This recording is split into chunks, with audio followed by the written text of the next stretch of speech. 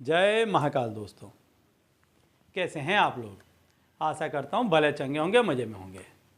दोस्तों, असफलता का एकमात्र कारण ये नहीं होता है कि आपने उस काम के लिए पूरा प्रयत्न नहीं किया या आपने अपनी पूरी ताकत नहीं लगाई। कई दफ़े व्यक्ति असफल इसलिए भी हो जाता है कि उसकी सफलता में किसी की नज़र हाय बद्दुआ लग गई होती है, और कभी कभी तो आपका ही अपना कोई ऐसा कुछ तंत्र मंत्र या क्रिया करवा देता है कि जिससे आपकी सफलता रुक जाती है।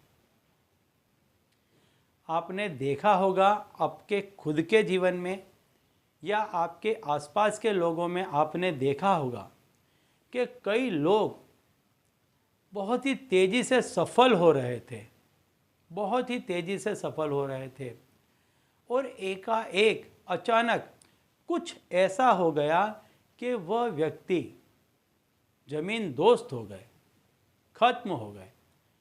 सफलता तो एक तरफ पड़ी रह गई, उन व्यक्तियों को खाने पीने तक के लाले हो गए। इतने ज़बरदस्त तरीके से उनकी पीछे हट हो गई। तो ऐसा कब होता है? जब ऐसे व्यक्ति के साथ कुछ ऐसी क्रियाएं कर दी जाएं या किसी की इतनी बड़ी नज़र हाय बद्दुआ लग गई हो कि जिसके चलते व्यक्ति बिल्कुल ज़मीन दोस्त हो जाता है। कभी कभी अनजाने में ही इंसान जब सफल हो रहा होता है तो किसी के सामने इतनी बड़ी बात कर देता है या किसी को ऐसे नीचा दिखा देता है या कोई ऐसा कर्म कर देता है कि किसी की हाय लग जाती है, बद्दुआ लग जाती है, नज़र लग जाती है।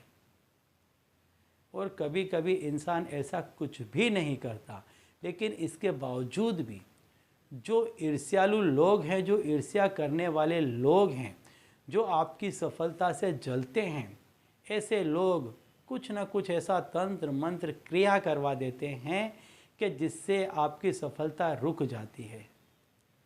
सफलता रुक ही नहीं जाती है, आप पूरी तरह से बर्बाद हो जाते हैं, एक एक पाई को मोहताज हो जाते हैं, दर दर भटकने को मजबूर हो जाते हैं, क्योंकि कुछ लोगों से आपकी सफलता देखी नहीं जा रही थी।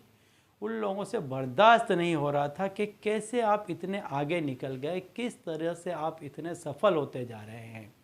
और ये कोई और लोग नहीं होते हैं, ये होते हैं आपके अपने।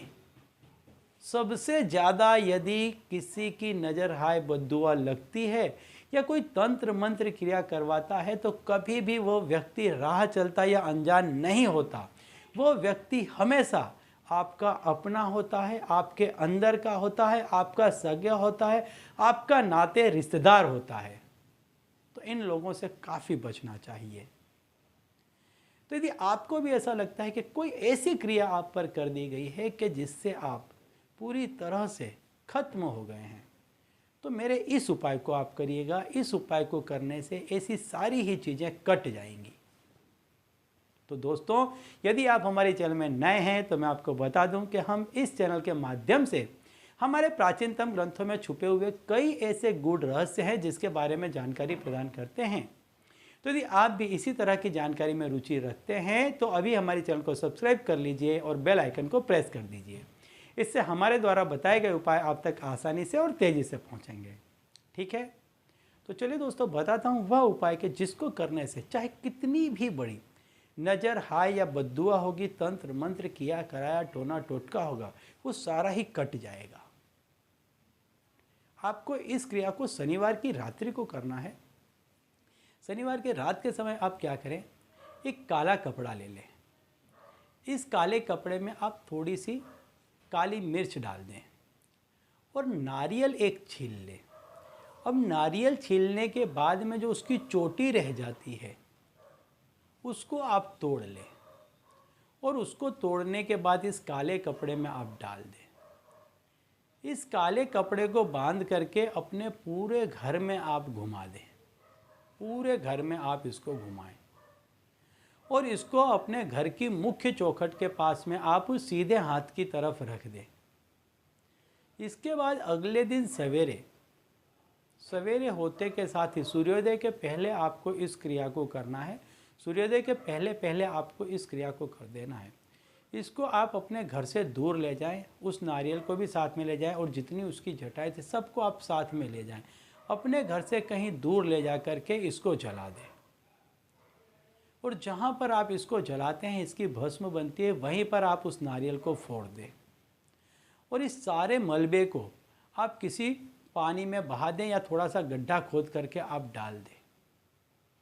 चाहे आप पर कैसी भी कोई क्रिया की गई होगी या किसी की कितनी ही बड़ी नज़र हाय बद्दुआ क्यों नहीं होगी, वो सारी इस क्रिया के साथ में ख़त्म हो जाएगी और आप फिर से व्यवस्थित जीवन जीने लग जाएंगे। जो कुछ आप जीवन से चाहते थे आपको मिलने लग जाएगा। आप फिर से एक बार सफलता का मुंह देखने लग जाएंगे।